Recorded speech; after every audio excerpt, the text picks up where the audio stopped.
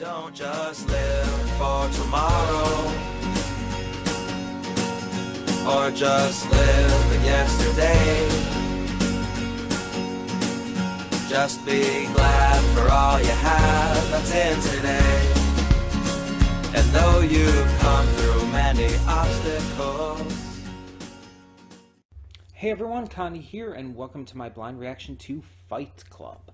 This is a donation reward for Smurflogs, and is currently the last movie reaction, once again, that I have on the schedule. Though, just like last time, I think Smurflogs knows what he wants to donate for next, so we might have another one coming next week. But if anyone is able and willing and just wants to donate, feel free. You can discuss with me in the comments or on Discord or wherever to see whether or not I have seen a movie you think I would give a good reaction to. Anything is okay. Or if you want to do a series, that's fine too. And if you can't, we'll just continue on anyway, so it's no big deal. And again, it's completely optional, no worries. So, Fight Club. This movie, unlike some of the other movies we've reacted to, like the Descendants films and all, this one I'm going in knowing a little bit more about it. It's not one of those I'm completely blind on, because it's become so just mainstream in pop culture that it's referenced everywhere. People make jokes and everything about it all the time. It's very, very, very ubiquitous with just the overall culture surrounding films, if we're being honest. So while I don't know everything about it by any means, I do know a lot more about it than other films you've reacted to. So let's go over what I do know. First off, I know the twist at the end. I don't know how big the twist is for the enjoyment of this film, but I do know about it. I know about the first rule Fight Club, yada yada thing. I do know that this movie is supposedly like very political in terms of its message and theming. I don't know what the exact message and theming is, but I know that it is there. I also know that this is a commentary on toxic masculinity.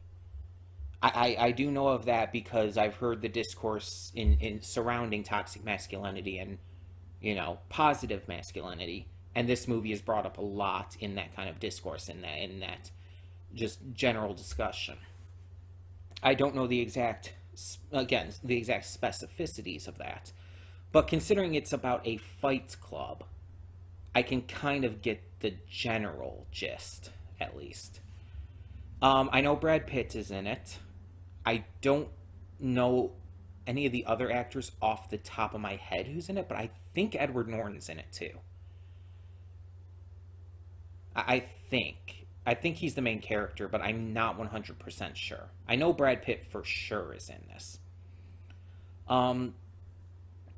And I know that this film is widely regarded as basically one of the best. It's seen as being that damn good. Now, I don't know who directed this. I don't know who produced this. I don't know what studio did this movie. And I don't know exactly where the story goes or how it gets there or anything like that.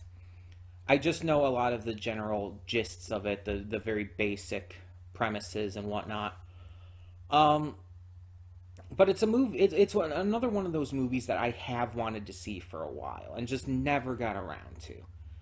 It's one of those films that, for one reason or another, I kept putting off and just never ended up watching. Despite its fame, despite its popularity, despite how big it is. Yeah. And I'm glad that I'm finally able to get to it through donation rewards and all. And I'm definitely interested to see what all the hype is about, because there's been some movies we've reacted to on the channel that have definitely deserved the hype. and there have been other ones that didn't quite. So it's I feel good about this one though. I feel like this one's gonna be a good one. I don't know for sure, but I feel like it is. So I'm definitely curious to see how this goes, what they do with it, and all, and exactly what the messages and themes therein entail. Um, but yeah, without knowing much of anything else, I am very much interested. And honestly, funny enough, I feel like I haven't seen a lot of Brad Pitt films. I know that sounds really fucking weird because, and I know I have. I know I've seen plenty of Brad Pitt films. I cannot think of the names of them off the top of my head. Like, I don't know what it is, but for some reason, like, I can name a Robin Williams film off the top of my head. I can name many of them. I can name a Jim Carrey film. I can name an Idris Elba film, a Daniel Craig film. I can name films with a lot of these actors and actresses as well. But for some reason, it's like trying to think of Brad Pitt, it's like I'm not sure. The only one I can think of offhand is World War Z, and I'm not even 100% that he was in that. Um, Now I know he's in an upcoming movie that I'm very excited about, and that's called Bullet Train. That looks really good, actually. But it's like I don't know offhand what else he's been in, and I kind of want to look it up here. Just and I know again, I know I've seen other stuff that he's been in. He's been in so much. I know I've seen other stuff. I just can't think of what off the top of my head. It's like I'm just blanking on it.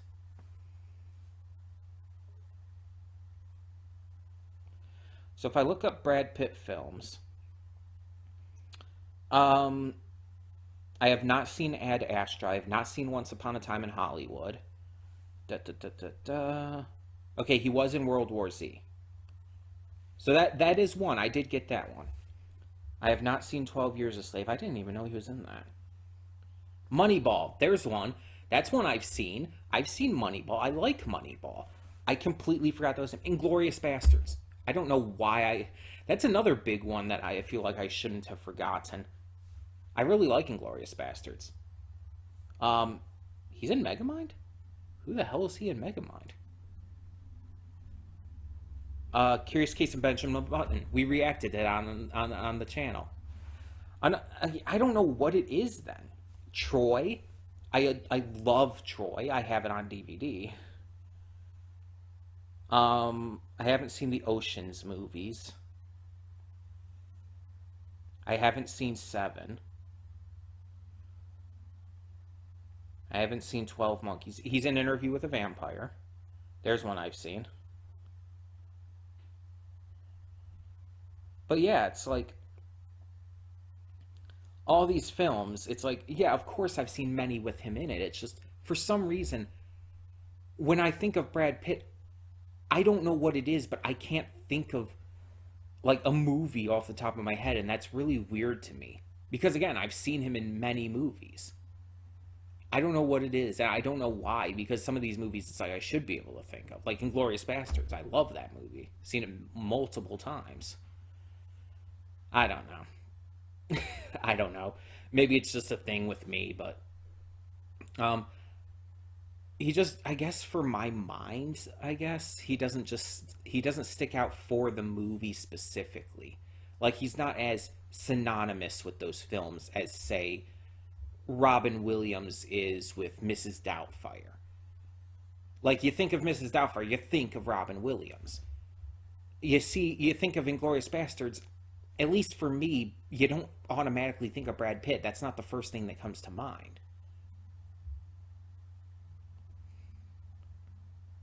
Like, I don't know how to explain it. But I'm excited for this nonetheless, because he is a great actor. He's done a lot of great roles, so I'm still excited to see what he does with this. But we're just going to get this started and hope for the best. Um, so, let's get it going. So thank you so much for tuning in, and yeah, when the screen fades to black, pause this redirect and go to the description below. follow the link to the reaction, and after you watch it, come back here to the redirect and resume play. Because after it fades to black and then it fades back in, everything from that point forward will be my afterthoughts and will contain spoilers to the movie. So, with that being said, thank you so much for tuning in, and I will see you at the reaction. And we are back, and we'll begin with spoilers in 3, 2, 1, now.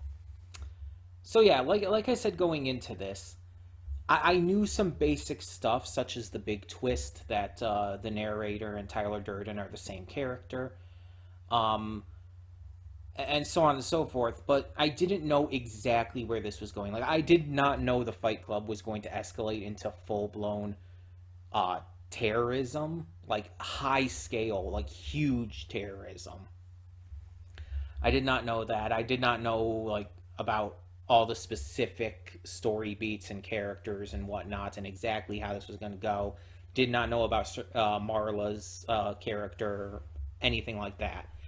I basically knew the stuff that, you know, everybody talks about. Everybody, like, that's just everywhere in pop culture. I knew about the entire first rule of Fight Club, second rule of Fight Club, and all that jazz. So yeah. This movie accomplishes its goal. It accomplishes its goal in showing how toxic thinking and viewpoints can lead you down a really, really bad path. And how, like, the signs are there. And if there's clear signs there that you need help, you need to get that help. Because throughout this movie, it's like, knowing the twist going into this, I was able to see a lot of the signs that were there. There were a lot of specific things that were either shown or said or whatnot that it's like, oh yeah, it's obvious this is hinting at and telling us that Tyler and the narrator are the same character. That's very obvious. Even just the fact that every time they would speak to the cult, every time they would speak to the narrator, they always called him Sir and everything. And it just seemed really weird that they specifically almost kind of emphasized the way they said it. It just seemed like, oh yeah, it's obvious they're hinting at that there. And other things here and there, such as the way that you never saw quote-unquote Tyler in the same room with Marla, because we're seeing the movie through the narrator's perspective. So he's not going to be able to speak to both Tyler and Marla at the same time. If Marla's in the room, his mind is going to focus on that rather than his secondary personality. And let's talk about that. So this is obviously a fictionalized extreme case of dissociative identity disorder. In real life, obviously, it's not quite like this. The real DID is different and everything.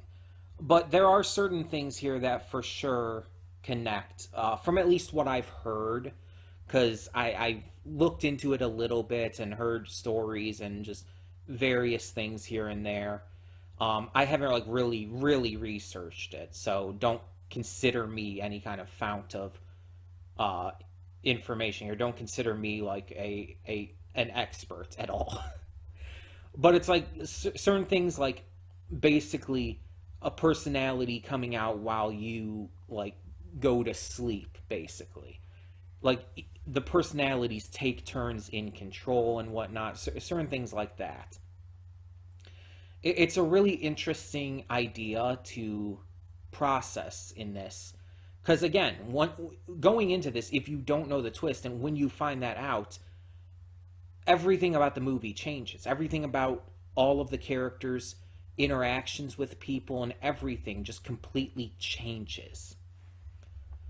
And it's like it's like your eyes open on everything this movie was trying to say about the characters and everything he was going through. We have this guy who's this normal salary worker, no one's special. He's working this job he hates, and he's losing sleep because he's just basically mentally unwell.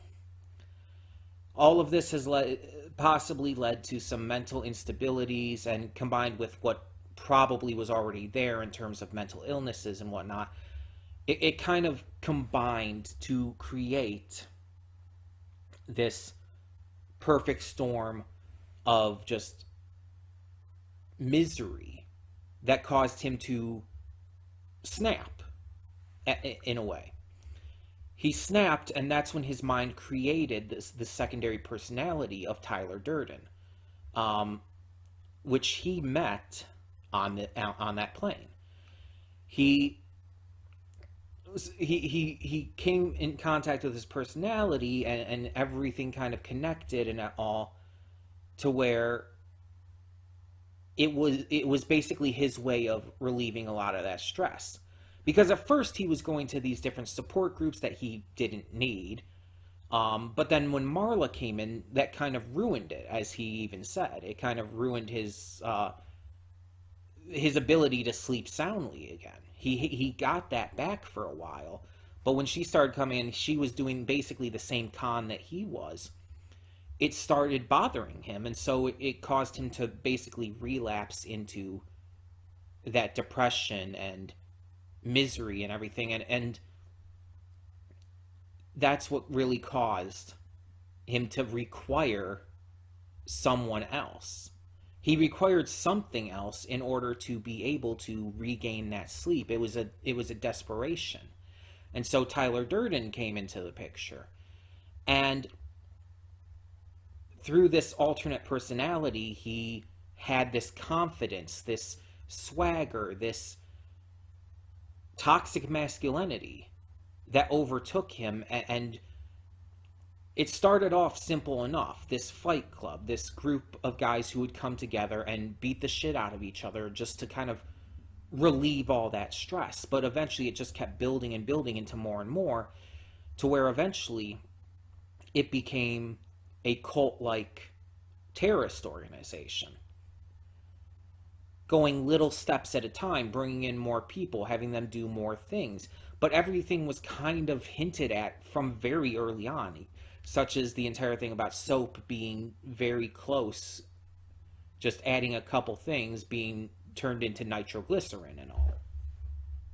Everything was kind of being built up, kind of in the background, through these little hints here and there, telling you basically what's going to happen by the end of this film, without actually spelling it out directly. And I think it's kind of genius for that, for executing that so perfectly.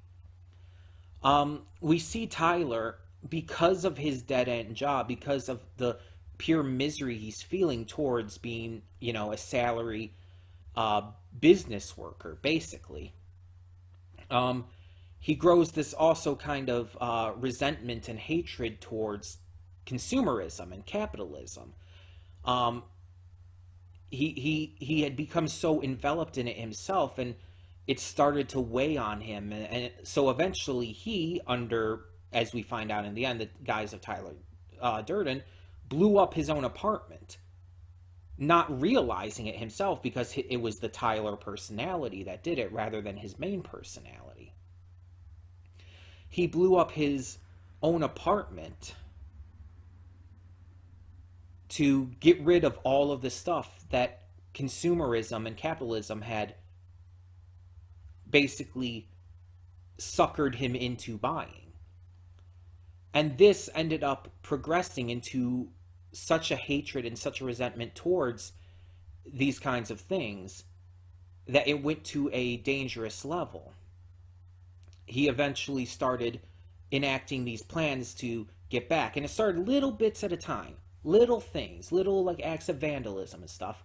But it eventually scaled into, planting bombs in multiple buildings. And while the buildings were empty and everything, no people around, it's still an act of terrorism. It's still absolutely horrible. And this film very much goes hard into showing you that this kind of anarchist ideology, it needs to be reined in. Like, it's one thing to dislike capitalism and consumerism and everything. That's all well and good, but it's how you handle and how you take it. And the point of this is showing that he did not handle this in a healthy way. That he focused on handling this in kind of almost this super macho, masculine way by being as tough and as strong and as cool and as intense as possible. Being all of these things that it's like society teaches us are cool, are good, are manly. And because of this, he created this, not just the personality of Tyler Durden, but he created this entire, again, cult, basically, that are just obscenely loyal and everywhere. They're not only in multiple cities around the country, they're in everything. They're in the police force, they're in the hospitals, they're in the restaurants, they're everywhere. And it's terrifying. It's legitimately terrifying how much his influence spread just from an idea. And I think that's the biggest thing about this. He took an idea and it spread into a wildfire. It just exploded like his apartment into this horror show.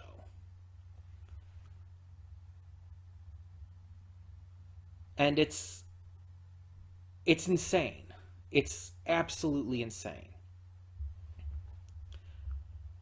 And in a lot of ways, there's no true hero to this story. Not the narrator, not Tyler Durden, definitely not Tyler Durden, not Marla even, or even Bob. Bob was probably the most likable and most innocent of the characters, but even he joined in on this terrorist group. Even he became part of it. He was not innocent by the end.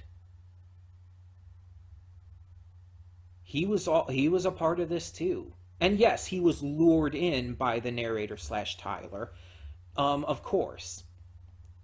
But it's still him who did it. Like, he still acted on that. No one in this is wholly innocent. You can't say the police force because they're super corrupt, as we find out. Tyler has all of these cultists in the police force too. None of them are really in any way the good guys here. And that's the point. In these kinds of situations, there are no heroes. There's just people taking the wrong actions and doing terrible things based on a false sense of a false sense of view, just a completely false perspective. And again, the general concept of of the certain things are not necessarily bad in this. But I think that's the point. Again, hating consumerism, hating capitalism, not bad takes at all. In fact, those are actually pretty normal takes for a lot of people, at least in this day and age. In 2022, maybe not as much back then.